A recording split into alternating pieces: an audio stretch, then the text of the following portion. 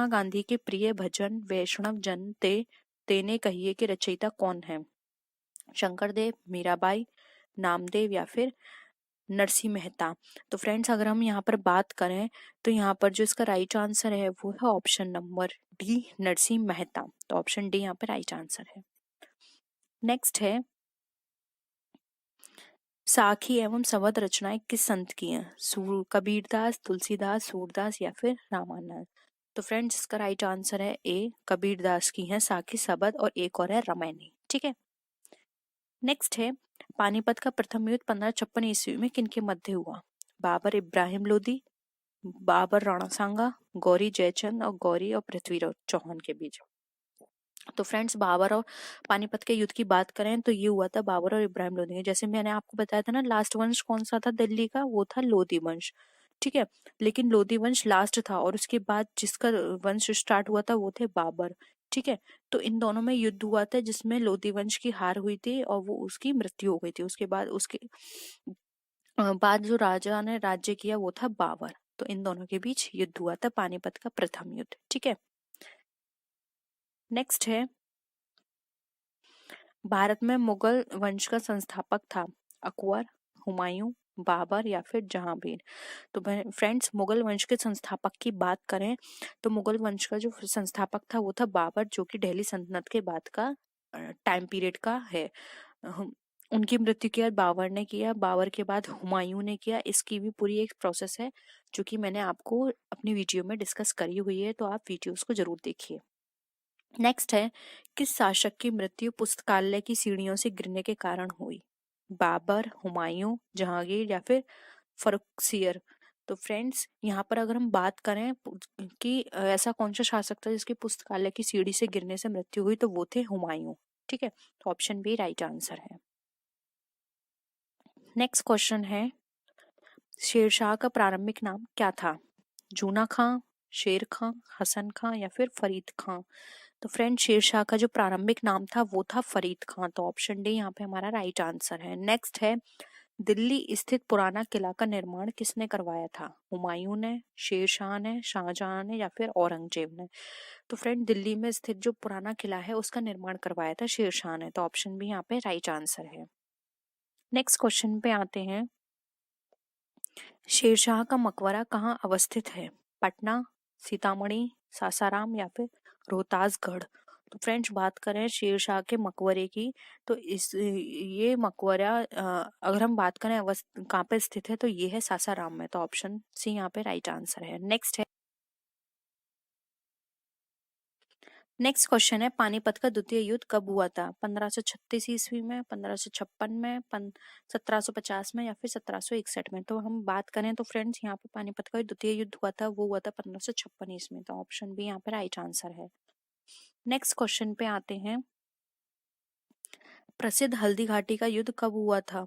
1576 में किसके मध्य लड़ा गया था? अकबर हेमू, अकबर राणा सांगा, अकबर महाराणा प्रताप या फिर बाबर और मेदिनी राय के बीच।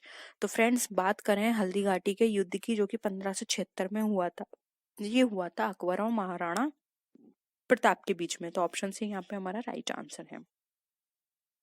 नेक्स्ट क्वेश्चन है, अकबरनामा के रचनाकार कौन है? फैजी, अबुल फजल, गुलबदन बेगम या फिर बदायूं।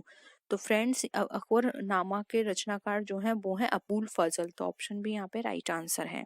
नेक्स्ट है, अकबर ने दीन इलाही का प्रवर्तन किस वर्ष किया? 1575 में, 1581 में, 1582 या फिर 1583 में। तो फ्रेंड्स यहाँ पर बात करें दीन इलाही की तो इसका जो प्रवर्तन किया गया था वो किया गया था 1582 ईस्वी में। तो ऑप्शन बी सी यहाँ पे हमारा राइट आंसर है। नेक्स्ट है, निम्न में से किस मुगल शासक ने न्याय की जंजीर लगवाई थी? अकबर, जहांगीर, शाहजहां या फिर औरंगजेब। तो फ्रेंड्स न्याय की जंजीर की बात करें तो यहाँ पर जो इसका राइट आंसर होगा वो होगा ऑप्शन नंबर बी, जहांगीर ने न्याय की जंजीर लगवाई थी। नेक्स्ट है, नूरजहां का वास्तविक नाम क्या था? मेहरुनिम्मा शाह, चांद बीबी, अस्तमत बेगम या फिर इनमें से कोई नहीं। तो फ्रेंड्स नूरजहां का जो नाम था वो था मेहरुनिम्मा शाह। ऑप्शन ए यहाँ पे हमारा राइट आंसर है। नेक्स्ट क्वेश्चन है, किस मुगल शासक के शासनकाल में चित्रकला का सर्वाधिक विकास हुआ था? अकबर, शाहजहां, बाबर या फिर जहांगीर? तो फ्रेंड्स, चित्रकला के सर्वाधिक विकास की बात करें तो ये हुआ था जहांगीर के काल में। तो ऑप्शन डी यहाँ पे हमारा राइट आंसर है। नेक्स्ट क्वेश्चन है, निम्न में से किसके शासनकाल को वास्तुकला की दृष्टि से स्वर्ण काल कहा जाता है? अकबर, जहांगीर, शाहजहां या फिर ये सभी? तो फ्रेंड्स, अगर हम यहाँ पे बात करें तो इसका जो राइट आंसर होगा वो होगा ऑप्शन नंबर सी, शाहजहां। ठीक है। नेक्स्ट है, शाहजहां ने आगरा का ताजमहल किसकी स्मृति में बनवाया है? रोशन आरा, गुलबदन बेगम, नूरजहां या फिर मुमताज महल? फ्रेंड्स, यहाँ पे महल काट दीजिएगा, मुमताज महल नहीं होगा, क्योंकि हम महल की बात थोड़ी ना कर रहे हैं हम। ठीक है, तो ये बनवाया था मुमताज की याद में। मुमताज इनकी वाइफ थी, उनकी याद में, उनकी मृत्यु होने के बाद उनकी याद में ये महल बनवाया था। ठीक है, ताजमहल। तो महल काट दीजिएगा, मुमताज महल नहीं, मुमताज होगा।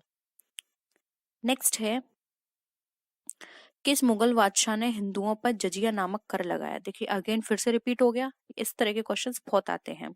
जहांगीर, शाहजहां, औरंगजेब या फिर ये सभी? तो फ्रेंड्स, अगर हम बात करें जजिया नामक कर की, तो इसको सभी ने लगाया था, ठीक है, बाद में, लेकिन स्टार्टिंग किसने की थी वो हमने ऊपर डिस्कस किया है। तो ऑप्शन सी यहाँ पे हमारा राइट आंसर है, औरंगजेब। हिंदुओं पर लगाया गया था, और वहां जजिया कर किस पे लगाया गया था? सिर्फ और सिर्फ ब्राह्मण पर। ठीक है, लेकिन यहाँ सभी हिंदुओं पे लगाया गया है, और उन्होंने सिर्फ ब्राह्मण पे लगाया था जजिया कर। ये डिफरेंस याद रखिएगा आप। ठीक है। जाटों ने सर्वप्रथम किसके नेतृत्व में 1669 ईस्वी में औरंगजेब के विरुद्ध विद्रोह किया था?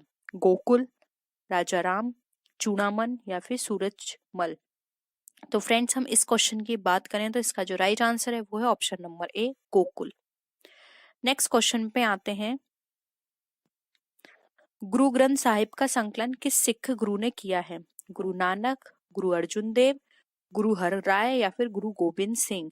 तो फ्रेंड, गुरु ग्रंथ साहिब की बात करें तो इसका जो संकलन है वो किया है गुरु अर्जुन देव जी ने। तो ऑप्शन बी यहाँ पे हमारा राइट आंसर है। नेक्स्ट क्वेश्चन पे आते हैं, निम्न में से किस सिख गुरु ने खालसा सेना की स्थापना तथा पाहुल पर्व का प्रवर्तन किया? गुरु अर्जुन देव, गुरु तेग बहादुर, गुरु हरगोविंद सिंह या फिर गुरु गोविंद सिंह? तो फ्रेंड्स, इसकी बात करें तो इसका जो राइट आंसर होगा वो होगा ऑप्शन नंबर यहाँ पे हमारा डी, गुरु गोविंद सिंह ने। ठीक है। नेक्स्ट क्वेश्चन पे आते हैं, सिखों के 10वें तथा अंतिम गुरु गुरु गोविंद सिंह का जन्म कहाँ हुआ था? अमृतसर में, लुधियाना में, पटना में या फिर दिल्ली में? तो फ्रेंड्स, अगर हम यहाँ पर बात करें तो इसका जो राइट आंसर होगा वो होगा ऑप्शन नंबर सी, पटना में। ठीक है। नेक्स्ट क्वेश्चन है, भारतीय इतिहास में राजा बनाने वाले के नाम से प्रसिद्ध सैयद बंधु कौन कौन थे? अब्दुल खां और हुसैन अली, अब्दुल खां एवं सादात खां, चिनिकिलचिच खां एवं सादात खां या फिर मुर्शिद कुली खां या हुसैन खां?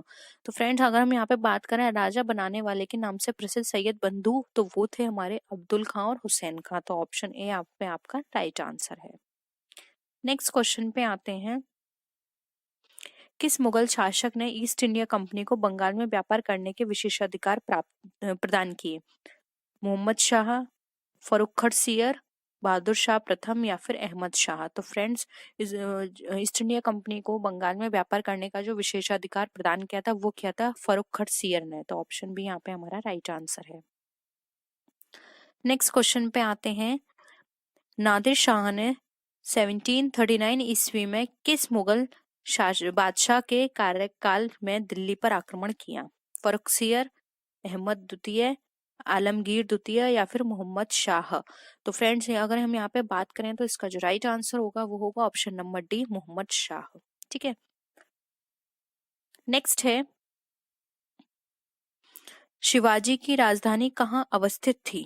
तोरण, रायगढ़, पूना या फिर मावल? तो फ्रेंड्स, यहाँ पर अगर हम बात करें शिवाजी की राजधानी की तो वो थी रायगढ़। तो ऑप्शन भी यहाँ पे राइट आंसर है। नेक्स्ट है, किस शासक की मंत्री परिषद को अष्ट प्रधान की संज्ञा दी गई थी? शिवाजी, कृष्णदेव राय, अकबर या फिर चंद्रगुप्त द्वितीय? तो फ्रेंड्स, यहाँ पर अगर हम बात करें अष्ट प्रधान की संज्ञा देने की, तो यहाँ पे जो राइट आंसर होगा वो होगा ऑप्शन नंबर ए, शिवाजी। ठीक है। नेक्स्ट क्वेश्चन पे आते हैं, मराठा प्रशासन में चौथा एवं सरदेशमुखी क्या था?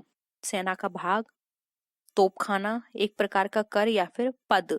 तो फ्रेंड अगर हम चौथ और सरदेशमुखी की बात करें तो ये एक प्रकार का कर हुआ करता था मराठा प्रशासन में। तो ऑप्शन ए सॉरी सी यहाँ पे आपका राइट आंसर है। नेक्स्ट है फ्रेंड्स, हम जल्दी जल्दी करेंगे क्योंकि अभी हमारे पास 100+ क्वेश्चंस रह गए हैं। निम्न में से किस शासक ने स्वतंत्रता का वृक्ष लगाया तथा फ्रांस के जैकोबिन क्लब का सदस्य बना?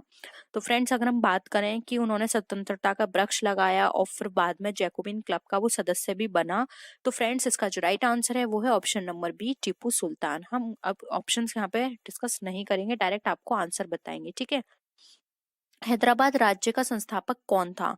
तो फ्रेंड्स अगर हम यहाँ पे बात करें हैदराबाद राज्य के संस्थापक ही थे, वो था चिनकिलिच खां। तो ऑप्शन ए यहाँ पे आपका राइट आंसर है। नेक्स्ट है जयपुर नगर की स्थापना किसने की थी?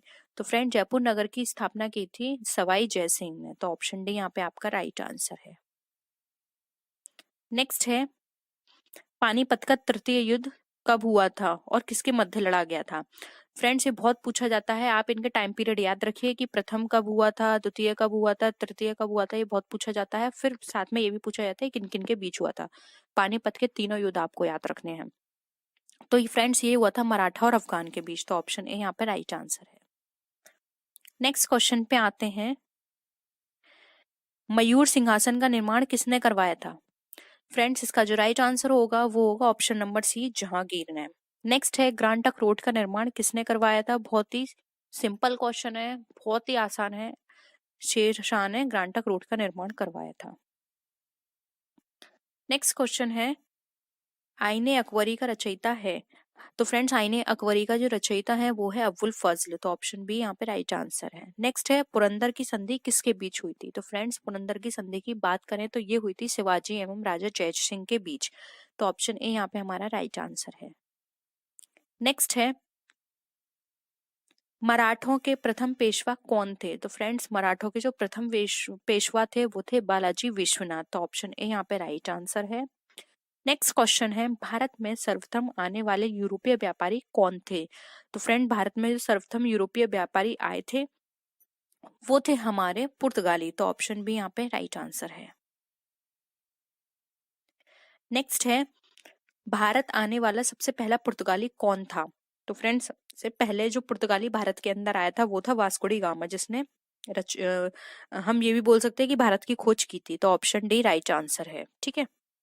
नेक्स्ट है भारत में पहला पुर्तगाली गवर्नर था, अब हमें बताना है कि गवर्नर कौन था। तो वो थे फ्रांसिस्को डी अल्मीडा। तो ऑप्शन डी यहाँ पे राइट आंसर है।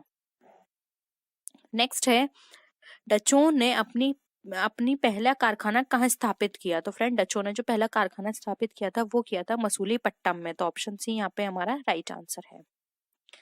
नेक्स्ट क्वेश्चन है डचों का भारत से अंतिम पतन अंग्रेजों के साथ किस लड़ाई से हुआ था? तो उनका जो अंतिम पतन हुआ था अंग्रेजों के साथ लड़ाई करके वो हुआ था बेदरा के युद्ध से। तो ऑप्शन बी यहाँ पे राइट आंसर है। नेक्स्ट हम आते हैं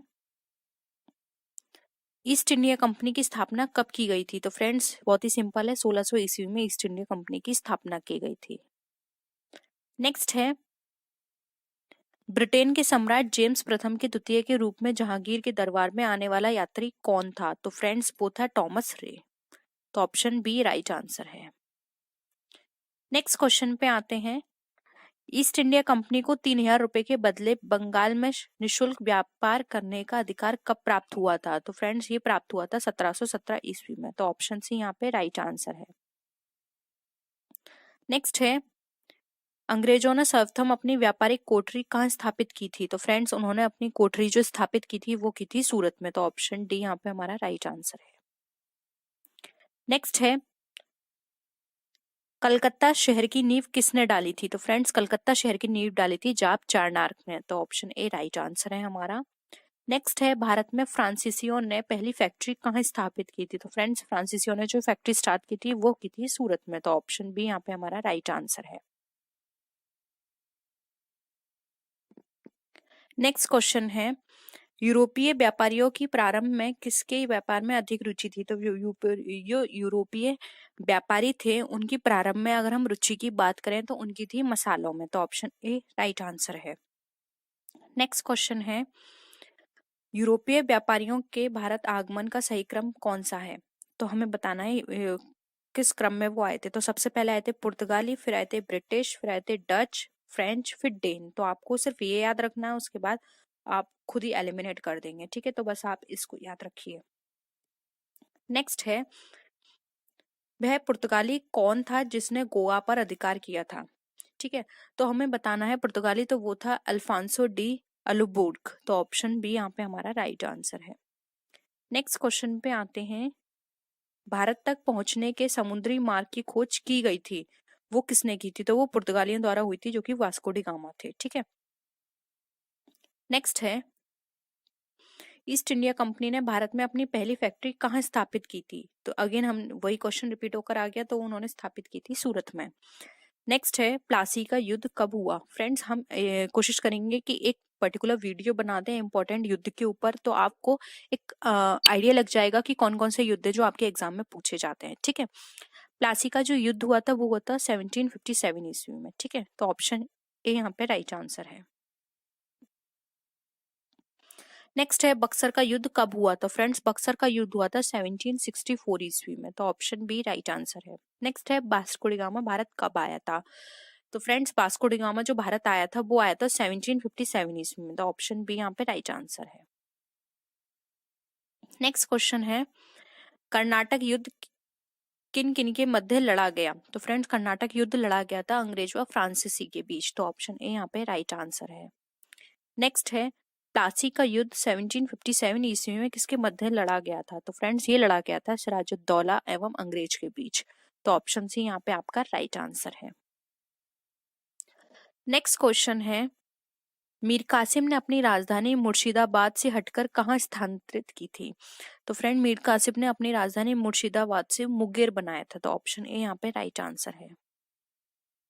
नेक्स्ट क्वेश्चन है, बक्सर की लड़ाई 1764 ईस्वी में मीर कासिम का साथ किन शासकों ने दिया था? तो फ्रेंड्स, मीर कासिम का जो साथ दिया था वो थे हमारे शाह आलम द्वितीय मुगल सम्राट और सिराजुद्दौला अवध का नवाब। तो ऑप्शन ए और बी राइट आंसर है। तो ऑप्शन डी यहाँ पे हमारा करेक्ट होगा। ठीक है, नेक्स्ट है, बंगाल में द्वैध शासन प्रणाली की समाप्ति किसने की थी? तो फ्रेंड्स, इस शासन की प्रणाली की जो समाप्ति थी वो की थी वॉरेन हेस्टिंग्स ने। तो ऑप्शन ए यहाँ पे हमारा राइट आंसर है।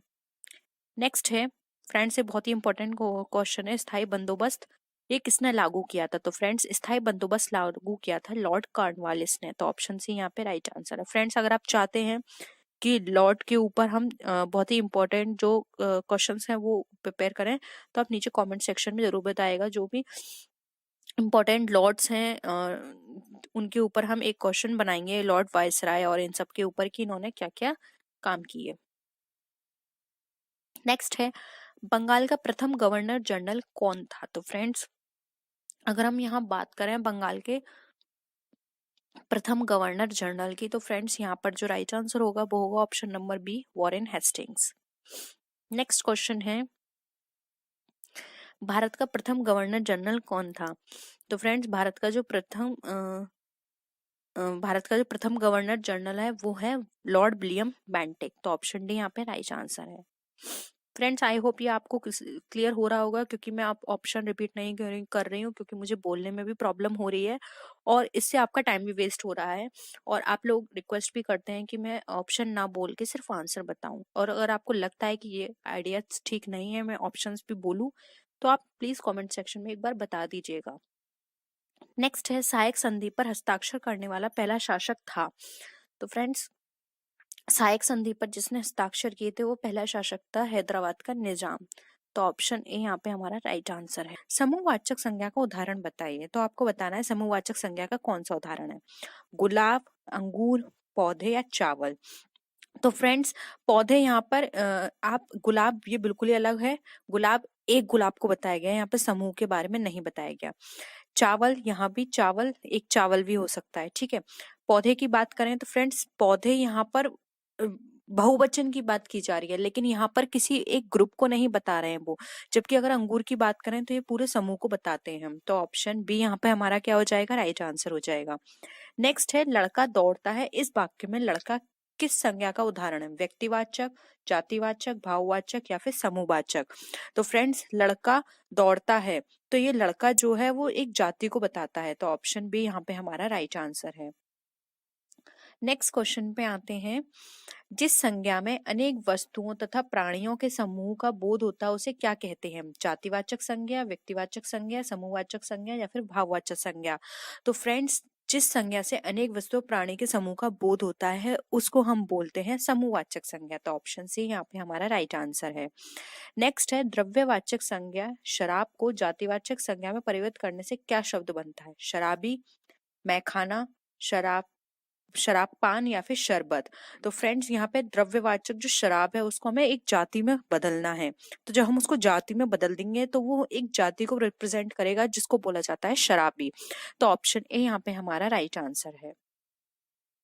नेक्स्ट क्वेश्चन पे आते हैं फ्रेंड्स, कभी किस संज्ञा भेद का शब्द है, व्यक्तिवाचक, समूहवाचक, जातिवाचक या फिर भाववाचक। तो फ्रेंड्स कभी संज्ञा भेद की बात की जा रही है यहाँ पर, तो ऑप्शन सी हमारा यहाँ पे राइट आंसर होगा, जातिवाचक। नेक्स्ट है निम्नलिखित में से कौन जातिवाचक संज्ञा है, नेता, रमेश, चतुराई या फिर पानी। तो फ्रेंड्स यहाँ पर अगर हम बात करें जातिवाचक संज्ञा की तो ऑप्शन ए राइट आंसर होगा, नेता एक जाति को रिप्रेजेंट कर रहा है इसलिए नेता यहाँ पे राइट आंसर है। नेक्स्ट क्वेश्चन पे आते हैं, मुस्कुराहट किस प्रकार की संज्ञा का उदाहरण है, भाववाचक, द्रव्यवाचक, जातिवाचक या फिर समूहवाचक। तो फ्रेंड्स मुस्कुराहट जो है ये हमारे भाव को बताती है कि कोई व्यक्ति मुस्कुरा रहा है, उसका भाव यहाँ पे दिख रहा है। तो ऑप्शन ए राइट आंसर है।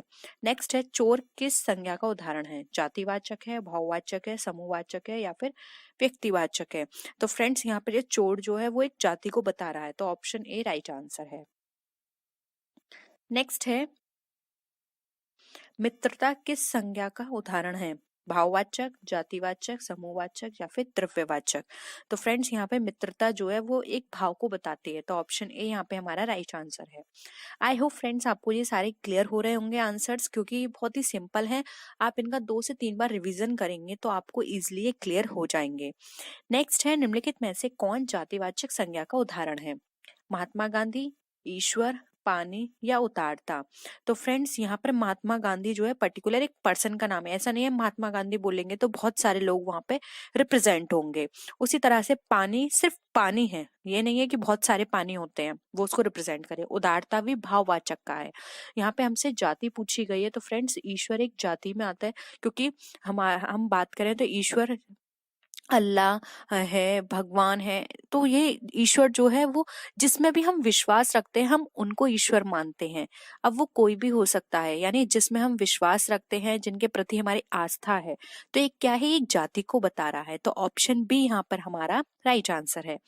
नेक्स्ट है तेजाब किस संज्ञा का उदाहरण है, जातिवाचक, भाववाचक, द्रव्यवाचक या फिर समूहवाचक। तो फ्रेंड्स ये उसी तरह का है जिस तरह का अभी हमने एक क्वेश्चन किया था, तो तेजाब जो है वो द्रव्यवाचक है, तो ऑप्शन सी यहाँ पे हमारा राइट आंसर है। नेक्स्ट आते हैं फ्रेंड्स, पुंज किस संज्ञा का उदाहरण है, जातिवाचक, भाववाचक, द्रव्यवाचक या फिर समूहवाचक। तो फ्रेंड्स यहाँ पर अगर हम पुंज की बात करें तो ऑप्शन डी राइट आंसर है, ये है एक समूह का।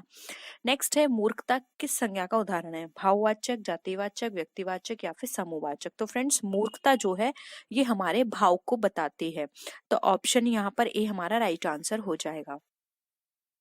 नेक्स्ट आते हैं, मंडली किस संज्ञा का उदाहरण है, समूह का, भाव का, द्रव्यवाचक या फिर जातिवाचक। तो फ्रेंड्स यहाँ पर समूह की बात की जा रही है, यानी सॉरी मंडली की बात की जा रही है। मंडली क्या है, एक बहुत सारे पर्सन है उनका एक ग्रुप है, यानी कि समूह है, तो ऑप्शन ए यहाँ पे हमारा राइट आंसर है।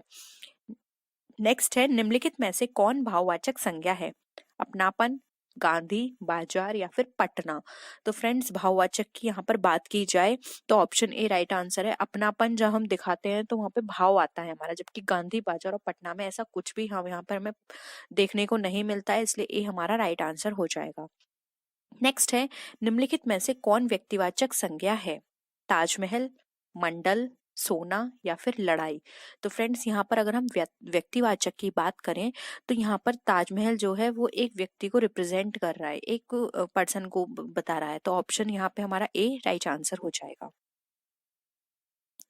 नेक्स्ट है, नारी किस संज्ञा का उदाहरण है? भाववाचक है, जातिवाचक है, समूहवाचक है या फिर व्यक्तिवाचक है?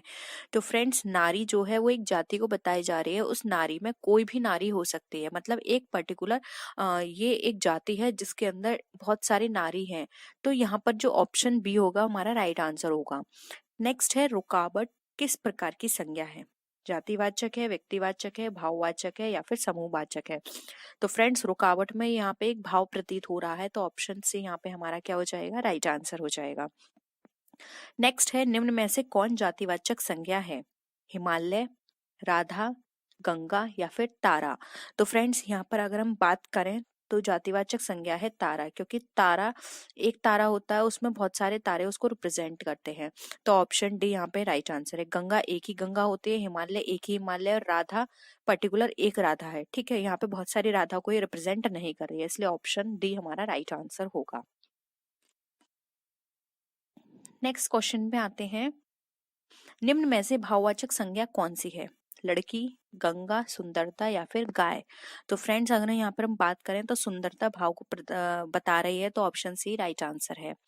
नेक्स्ट है, उदार से भाववाचक संज्ञा क्या बनेगी? उदर, उधार, उदारता या फिर उद्धार? तो फ्रेंड्स अगर हम उदार से भाववाचक संज्ञा बनाने की कोशिश करें तो यहाँ पर जो हमारा भाववाचक बनेगा वो होगा उदारता। तो ऑप्शन सी राइट आंसर है।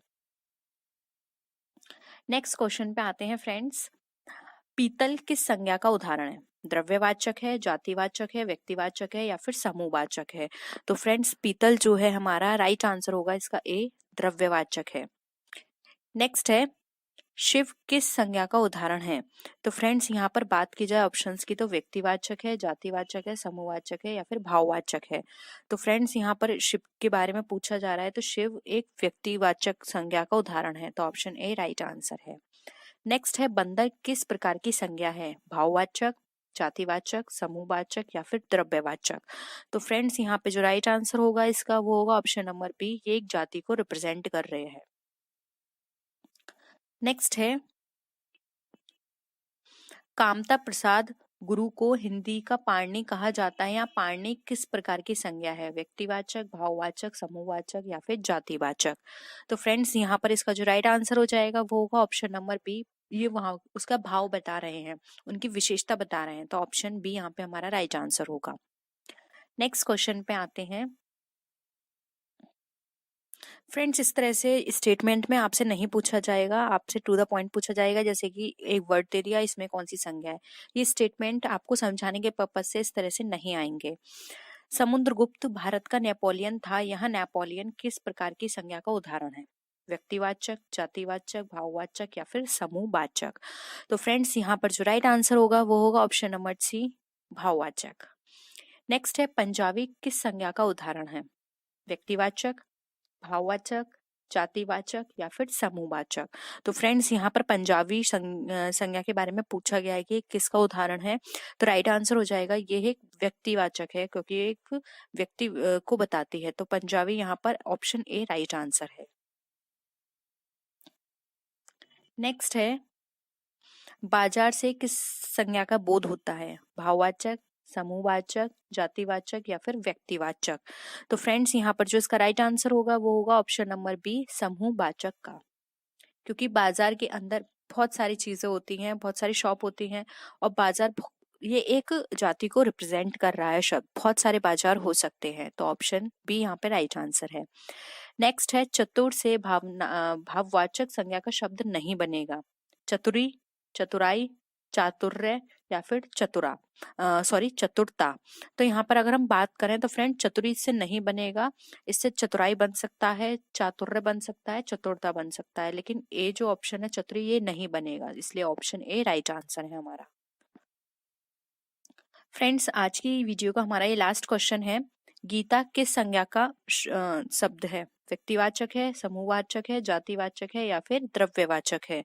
तो फ्रेंड्स गीता जो है वो एक व्यक्तिवाचक संज्ञा का उदाहरण है, तो ऑप्शन ए यहाँ पे हमारा राइट आंसर है। तो इससे पहले हम निर्देश पढ़ लेते हैं। नीचे दिए गए प्रश्न श्रृंखला के समीपस्थ अक्षरों के बीच वाले छोड़े गए अक्षरों में से एक एक की वृद्धि होती जा रही है। निम्नलिखित श्रृंखलाओं में से हमें इसमें से एक नियम का पालन किया गया है।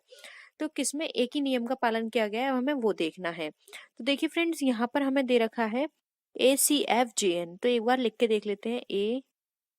ABCDEFGHIJKLMN, ये हमने N तक लिख लिया। अब देख लेते हैं A से C, यानी कि एक यहाँ पे छोड़ा गया है, C से F 2 छोड़ा गए हैं, F से यहाँ पे J 3 एंड J से N आ गया, तो यहाँ पे अगेन 3। तो ये 3 नहीं फ्रेंड्स, ये 4 होने चाहिए थे। ठीक है, अब एक बार ये देख लेते हैं। A से E, A से C छोड़ा गया है, C से F, F से J, J से O। ये हमारे यहाँ पर हमारा ये वाला सीरीज चल रही है 1 2 3 एंड 4 की। अब एक बार हम ADFJO को देख लेते हैं। ठीक है, B को और देख लेते हैं, C को सॉरी। ABCDEFGHIJKLMNO। तो देखिए A से D आया यानी कि 2 को छोड़ा गया है, D से F आया यानी कि 1 को, F से J यानी कि 3 को, फिर J से O यानी कि यहाँ पर किसको, 4 को। तो देखिए ये भी हमारा गलत है। ठीक है, अब उस हिसाब से ACFKO ये भी हमारा होगा। तो यहाँ पे जो 1 2 3 4 का पैटर्न है ये वाला में सही है, तो ऑप्शन बी हमारा डिफर है। जबकि A C और D में अलग अलग पैटर्न यूज किए गए हैं, और B में एक सिमिलर पैटर्न फॉलो किया गया है, यानी कि एक सिमिलर पैटर्न के साथ पहले 1 फिर 2 फिर 3 एंड फिर 4। तो यहाँ पे ऑप्शन बी हमारा यहाँ पे राइट आंसर है, जो कि एक नियम का पालन कर रहा है। ठीक है, जबकि A C और D अलग अलग नियम के पालन कर रहे हैं। ठीक है, ऑप्शन बी राइट आंसर है। अब यहाँ पे फ्रेंड्स देखते हैं, यहाँ पर हमें दिए गए समीकरण को संतुलित करने के लिए इसके जगह हमें चिन्हों का प्रयोग करना है और देखना है कि हमारा आंसर सही आना चाहिए। तो पहले हम ए ऑप्शन देख लेते हैं। ठीक है, अब देखिए फ्रेंड्स, ए ऑप्शन में हम 2 + 3 - 2 + 4 = 8 होना चाहिए। क्या ऐसा है? 2 + 3 कितना हो गया? 5, 5 में से 2 तो अगेन 3, 3 में से 4 प्लस किया तो 7, यानी कि ये गलत है। ठीक है, अब यहाँ पर हम ये देख लेते हैं, 2 में मल्टीप्लाई किया 3 का, ये वाला ऑप्शन बी की बात कर रही हूँ फ्रेंड्स में। 2 में मल्टीप्लाई किया 3 का तो कितना आ गया? 6। 6 में 2 माइनस किया कितना रह गया हमारा? 4। 4 में अब +4 किया तो ये कितना हो गया? 8। तो ये वाला यानी कि बी सही है। एक बार सी को भी देख लेते हैं। 2 में माइनस किया 3, 1 आया, 1 में 2 ऐड किया तो कितना आ गया? 3। 3 में मल्टीप्लाई किया 4 का तो 12 हो गया। ठीक है, उसी हिसाब से 2 में 3 का मल्टीप्लाई किया, डी ऑप्शन की बात कर रहे हैं अब हम। 2 में 3 का मल्टीप्लाई किया कितना हो गया? 6। 6 में ऐड किया +2 हो गया हमारा 8। 8 में अगेन हम माइनस करेंगे 4 तो कितना हो गया हमारा यहाँ पे? 4। तो इसके अकॉर्डिंग ऑप्शन बी ही हमारा यहाँ पे करेक्ट निकल कर आया, तो ऑप्शन बी यहाँ पे हमारा राइट आंसर है। नेक्स्ट आते हैं, अब यहाँ पे हमें एक क्वेश्चन डायरेक्शन से है। ठीक है, अब देखिए फ्रेंड्स, एक व्यक्ति पूर्व की ओर चलता है, आपको पता होगा, फिर भी मैं यहाँ पे लिख देती हूँ। ये उत्तर दिशा होती है, ये दक्षिण दिशा होती है, ये पश्चिम दिशा होती है और ये पूर्व दिशा होती है। ठीक है, दिशा इस तरह से है। अब इसमें बात करा है, एक व्यक्ति जो है वो पूर्व की ओर चलता है। व्यक्ति यहाँ से स्टार्ट किया, पूर्व की ओर चला, कुछ दूर पश्चात जाने पर वह दाईं ओर मुड़ गया। दाईं ओर यानी कि इस साइड मुड़ेगा। अब कुछ दूर चलने के बाद वह फिर से दाईं ओर मुड़ गया, यानी कि फिर से वो इस ओर मुड़ गया। अब कुछ दूर चलने के अंत में वह बाईं ओर मुड़ गया, तो इस बार बाईं ओर अब यहाँ मुड़ा। तो अब यहाँ पे ये पूछा गया है वह किस दिशा में जा रहा है। तो देखिए, उत्तर ऊपर था, ये नीचे कौन सी दिशा है? यहाँ पे दक्षिण है। तो इसका आंसर क्या होगा? इसका आंसर होगा ऑप्शन नंबर बी, दक्षिण दिशा। ठीक है, नेक्स्ट आते हैं। आप देखिए फ्रेंड्स, यहाँ पर आप ये आकृति दी हुई है, इसे देख लीजिए। इसके अकॉर्डिंग यहाँ पर कुछ स्टेटमेंट भी दे रखे हैं, जैसे कि ये जो उल्टा ट्राइंगल है, उल्टे ट्राइंगल की बात करें तो ये कलाकारों को दर्शा रहा है, और रिवर्स थोड़ा टेढ़ा ट्राइंगल है ये बता रहा है वैज्ञानिकों को, रेक्टेंगल बता रहा है नर्तकों को, और ये जो गोल है यानी कि सर्किल ये बता रहा है डॉक्टर को। तो इसके अकॉर्डिंग देखना है हमें। तो फ्रेंड्स यहाँ पर आप इसको अपनी नोटबुक में लिख लीजिए, क्योंकि बाद में जब हम क्वेश्चन सॉल्व करेंगे तो ये हट जाएगा, ठीक है। तो एक बार आप इस चीज को अपनी नोटबुक में लिख लीजिए। तो देखिए फ्रेंड्स, अब यहाँ पर क्या क्वेश्चन कर रहा है, एक बार हम क्वेश्चन देख लेते हैं। चित्र के संबंध में कौन सा अक्षर कलाकारों को दर्शाता है जो डॉक्टर और नर्तक हैं? यानी कि हमें एस कलाकार भी देखना है, साथ में डॉक्टर भी देखना है और नर्तक भी देखना है। तो देखिए फ्रेंड्स, यहाँ पर हम ये तो देख सकते हैं, ठीक है।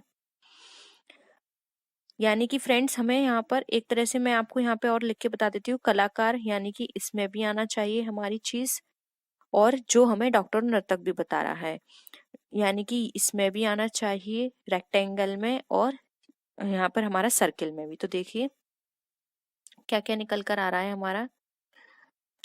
ट्राइंगल में हमारा क्या चीज है, ट्राइंगल तो पूरा ही है, ठीक है, ये पूरा ही ट्राइंगल है। उसमें हमारा रेक्टेंगल है, स्क्वायर दे रखा है लेकिन नीचे रेक्टेंगल था, तो हम इस स्क्वायर को ही मान लेते हैं। और जो हमारे सर्किल में भी है, तो देखिए रेक्टेंगल और सर्किल और ट्राइंगल, इन तीनों में क्या है, एल जी एंड जी, इस तरह से निकल कर आ रहा है हमारा। तो देखिए फ्रेंड्स यहाँ पर डॉक्टर नहीं होना चाहिए, तो देखिए ऑप्शन में क्या गिवन है, जी। यस, तो ऑप्शन यहाँ पे हमारा डी होना चाहिए फ्रेंड्स। देखिए कौन सा अक्षर कलाकारों को दर्शाता है जो डॉक्टर और नर्तक हैं? तो देखिए जो हमारा डॉक्टर भी है नर्तक भी है, यानी कि हमारा यहाँ पे ट्राइंगल भी चाहिए हमको, हमको यहाँ पे स्क्वायर भी चाहिए, और यहाँ पे हमें सर्किल भी चाहिए। तो ये सारी चीजें देखने के लिए हमको यहाँ पे क्या चाहिए होगा फ्रेंड्स, यहाँ पर जो हमारा राइट आंसर होगा इसके अकॉर्डिंग वो होगा यहाँ पे ऑप्शन नंबर हमारा सी, डी, ठीक है, ऑप्शन नंबर सी। नेक्स्ट है, अब हमें यहाँ पे बताया जा रहा है कि वह कौन सा अक्षर है जिसमें कलाकारों को तो दर्शाते हैं जो ना वैज्ञानिक है ना ही डॉक्टर है, यानी बस कलाकार बताने हैं। कलाकार का मतलब यहाँ पर क्या है, सिर्फ हमें ट्राइंगल देखने हैं। तो फ्रेंड्स इसके अकॉर्डिंग देखेंगे तो देखिए ए भी आ रहा है हमारा राइट आंसर, और बी भी आ रहा है। तो देखिए ऑप्शन ए बी कहाँ पर है, ऑप्शन ए बी हमारा यहाँ पर फ्रेंड्स ए है, ठीक है। तो राइट आंसर हो गया ऑप्शन नंबर ए। नेक्स्ट है, अब हमें ऐसा अक्षर देखना है जो कलाकारों को दर्शाता है जो नर्तक भी है और डॉक्टर भी है। अब ये तीनों चीजें हैं, ठीक है, ये तीनों चीजें होनी चाहिए। तो देखिए फ्रेंड्स यहाँ पर जी भी है और एच भी है जो तीनों चीजों को रिप्रेजेंट कर रहा है, ठीक है। तो देखिए जी और एच हमारा कहाँ पर आ रहा है, तो ऑप्शन 12 में ये हमारा जी और एच आ रहा है, तो ऑप्शन बी यहाँ पे हमारा राइट आंसर है। फ्रेंड्स ये क्वेश्चन आपको इस तरह से क्लियर नहीं हो पा रहा होगा, आप एक बार इसका स्क्रीनशॉट लेके फिर से सॉल्व करने की कोशिश कीजिएगा, आपको समझ में आ जाएगा, ठीक है। अब यहाँ पर हमें बताना है उन कलाकारों को दर्शाइए जो ना ही डॉक्टर है ना ही वैज्ञानिक है ना ही नर्तक है, यानी कि वो कुछ नहीं है, सिर्फ ट्राइंगल में आना चाहिए। तो देखिए फ्रेंड्स यहाँ पे ट्राइंगल में आने के लिए कौन है, सिर्फ ए है जो कि ट्राइंगल में आ रहा है, और जो ना कि रेक्टेंगल में है ना ही स्क्वायर में है ना ही जो हमारा थोड़ा टेढ़ा जो ट्राइंगल है उसमें है।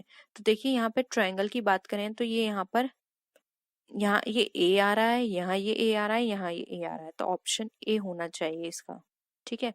तो देखिए ऑप्शन ए कहाँ पर आ रहा है, ऑप्शन सी में ऑप्शन ए गिवन है।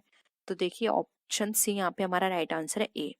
अब नेक्स्ट है, ऐसा कौन सा अक्षर है जो उन वैज्ञानिकों को दर्शाता है जो कलाकार नहीं है, यानी कि हमें वैज्ञानिक देखने हैं जो कलाकार नहीं है। अब वैज्ञानिक का मतलब यहाँ पर क्या हो गया, ठीक है, जो कलाकार नहीं है। तो देखिए ये अगर इस वाले पोर्शन को लेंगे तो ये कलाकार को बता रहा है, जबकि उसने साफ कहा है कि कलाकार नहीं है। तो देखिए बाहर का हमें देखना पड़ेगा, ये वैज्ञानिक है जो कि कलाकार नहीं है, तो ऑप्शन एफ हो जाएगा हमारा राइट आंसर। देखिए एफ हमारा किस ऑप्शन में दे रखा है, ये दे रखा है हमारा ऑप्शन नंबर यहाँ पे डी पे, तो यहाँ पे राइट आंसर हो जाएगा डी, ठीक है। आई होप ये क्लियर हुआ, थोड़ा इमेज ऊपर नीचे होने की वजह से आपको कंफ्यूजन हो रही होगी, स्क्रीनशॉट लेके आप जरूर ये एक बार खुद से सॉल्व करने की कोशिश करिएगा। नेक्स्ट आते हैं, निम्नलिखित प्रश्नों में से दिए गए विकल्पों में से संबंधित अक्षर शब्द और संख्या को हमें चुनना है। जैसे कि धुआं, धुएं से फ्रेंड्स क्या होता है, धुएं से प्रदूषण होता है। युद्ध से क्या होती है, युद्ध से क्या होता है फ्रेंड्स, युद्ध से विनाश होता है। तो ऑप्शन डी डायरेक्ट है राइट आंसर। घंटा की सबसे छोटी इकाई क्या होती है, सेकंड।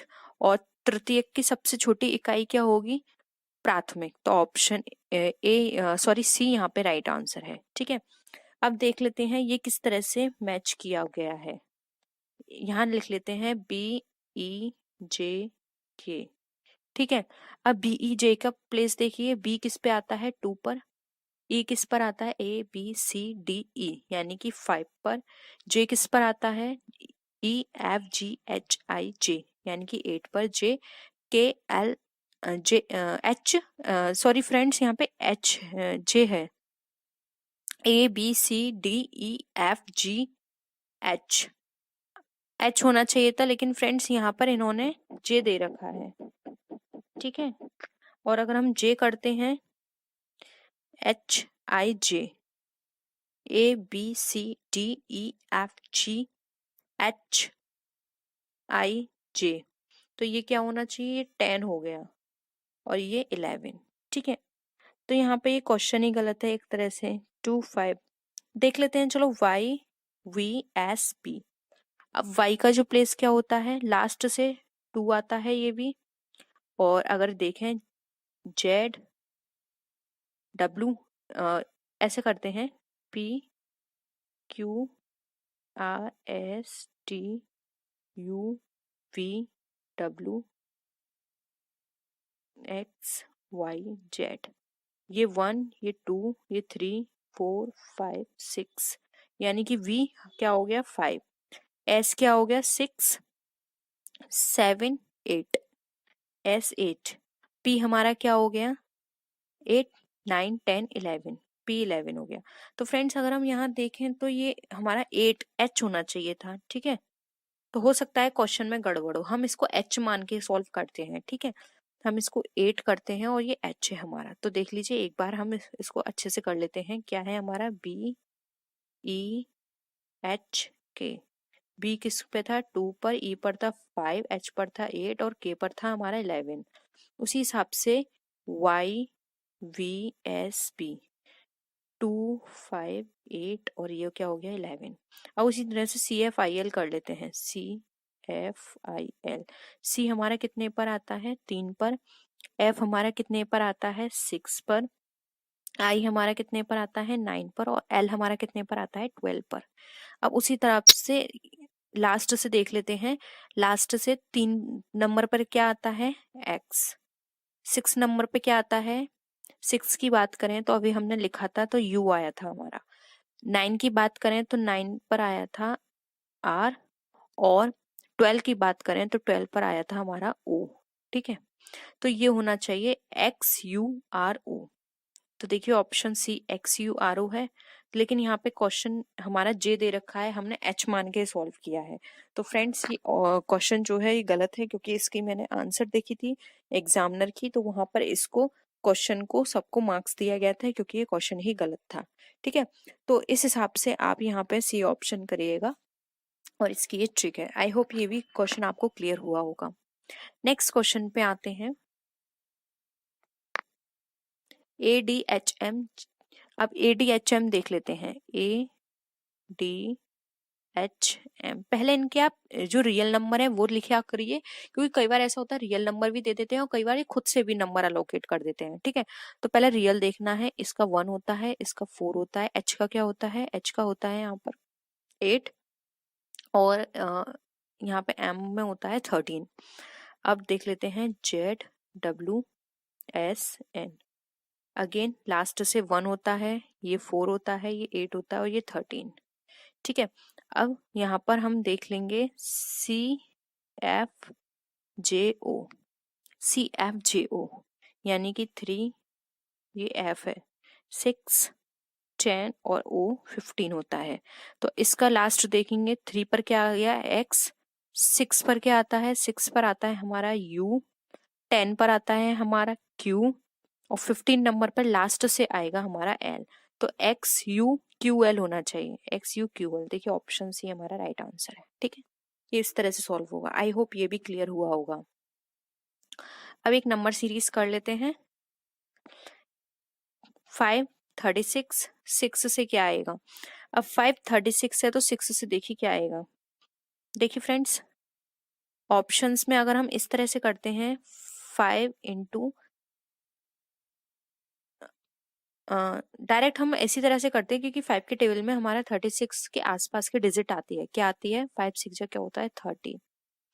ठीक है, और इसमें अगर 6 ऐड कर दें तो कितना हो जाएगा 36। सेम उसी तरह से 6 पर करते हैं, 6 इंटू 6, 6 6 36, 36 में 6 ऐड करते हैं तो ये कितना हो जाएगा हमारा 42। देखिए 42 है, नहीं है, तो शायद ये वाली ट्रिक नहीं चलेगी। यहाँ पर हम ऐसा करते हैं, यहाँ पे 6 का मल्टीप्लाई करके 6 ऐड किया है तो हम 6 में 7 का मल्टीप्लाई करते हैं, 6 7 जा 42, 7 इसमें ऐड करते हैं, कितना हो गया 49। देखिए 49 गिवन है क्या, यस, ये हमारे पास गिवन है। तो इसका राइट आंसर होगा ऑप्शन नंबर सी 49। ठीक है, लास्ट क्वेश्चन पे आते हैं 20। आज के लिए इतना ही, नेक्स्ट क्वेश्चंस नेक्स्ट वीडियो में डिस्कस करेंगे। 182, 182 से अब हमें लेकर आना है यहाँ पे क्या, जिससे कि 210 से 380 आया है। तो 210 से 380 किस तरह से आया है, पहले तो हमें ये देखना है। तो फ्रेंड्स 210 हमारा किस तरह से निकल कर आएगा, 15 का अगर हम क्यूब करेंगे, 15 का क्यूब करते हैं तो कितना निकल कर आएगा 225, और 225 में माइनस कर देंगे 15 तो कितना निकल कर आएगा 210। ठीक है, उसी तरह से 380 के आसपास क्या होता है, 2 का स्क्वायर करेंगे तो उसमें कितना निकल कर आएगा यहाँ पे 400, 400 में -20 करेंगे तो कितना निकल कर आया 380। सेम उसी तरह से 182, 182 के आसपास क्या होता है 14, 14 का स्क्वायर करके -14 करेंगे तो हमारा निकल कर आएगा 182। ठीक है, तो देखिए यहाँ पे क्या सीरीज चल रही है, ये 14 से किया, ये 15 से, ये 14 वाला है, ये 15 वाला है, इसको किया गया है 20 से, तो ये 19 होना चाहिए। तो देखिए अगर हम 19 का स्क्वायर करें, ठीक है, और उसमें फिर 19 माइनस करें तो हमारा आना चाहिए 342। देखिए ऑप्शन में 342 है, यस, तो ऑप्शन ए में 342 गिवन है, तो राइट आंसर होगा ए। आई होप ये भी क्वेश्चन आपको क्लियर हुआ होगा। वीडियो पसंद आई तो वीडियो को लाइक कीजिए, अपने फ्रेंड्स के साथ शेयर कीजिए, कोई भी क्वेरी हो तो जरूर बताइएगा, और वीडियो को लाइक कीजिए। और फ्रेंड्स अगर किसी भी तरह का डाउट हो तो आप मुझे मेरी सोशल मीडिया पे पूछ सकते हैं। नेक्स्ट वीडियो में हम फिर मिलते हैं आपसे और भी अच्छी वीडियोस के साथ, तब तक के लिए बाय बाय।